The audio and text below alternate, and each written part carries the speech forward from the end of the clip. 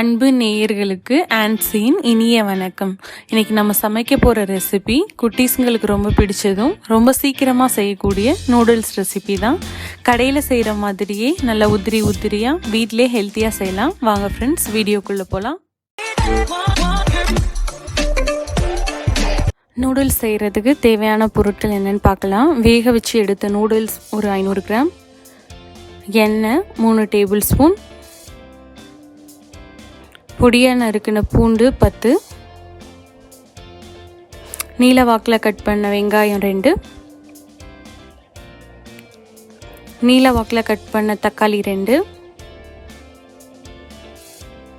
நீல வாக்கில் கட் பண்ண beans 4,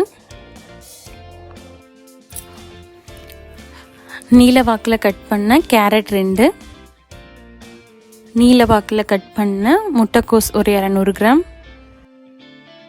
salt 2 table spoon,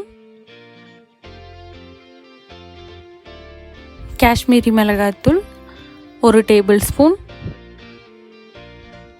veg noodles masala 2 table spoon, tomato sauce 3 table spoon, கொத்தமல்லி 100 gram, vinegar 2 table spoon,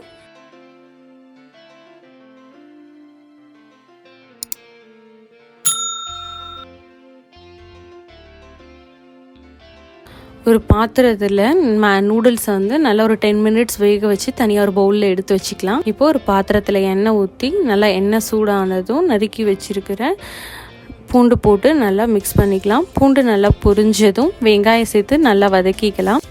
வெங்காயம் நல்லா கலர் மாறினதும் தக்காளி சேர்த்து நல்லா வதக்கிக்கலாம். தக்காளி நல்லா பேஸ்ட் மாதிரி ஆனதும் அதில் பீன்ஸ், கேரட், முட்டைக்கோஸ் சேர்த்து நல்லா மிக்ஸ் பண்ணிவிட்டு ஒரு 5 மினிட்ஸ் க்ளோஸ் பண்ணி வச்சிடலாம்.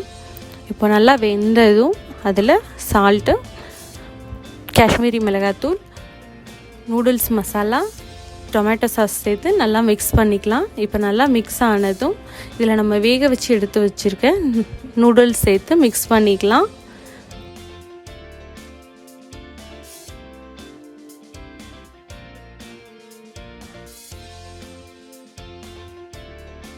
இதில் காஷ்மீரி மிளகாய்த்தூள் நம்ம ஏன் யூஸ் பண்ணுறோன்னா, அப்போ தான் நல்லா நூடுல்ஸ்க்கு ரெட் கலர் நல்லா டார்க் கலரில் நூடுல்ஸ் நமக்கு கிடைக்கும். அதனால் நம்ம அது எடுத்துக்கலாம்.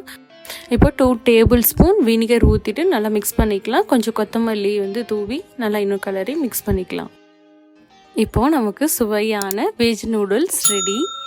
இந்த வீடியோ உங்களுக்கு பிடிச்சிருந்துன்னா லைக் பண்ணுங்கள், ஷேர் பண்ணுங்கள், கமெண்ட் பண்ணுங்கள். இந்த மாதிரி இன்னும் நிறைய ரெசிபீஸ் வேணும் அப்படின்னா மறக்காமல் எங்கள் சேனலை சப்ஸ்கிரைப் பண்ணுங்கள். தேங்க்ஸ் ஃபார் வாட்சிங்.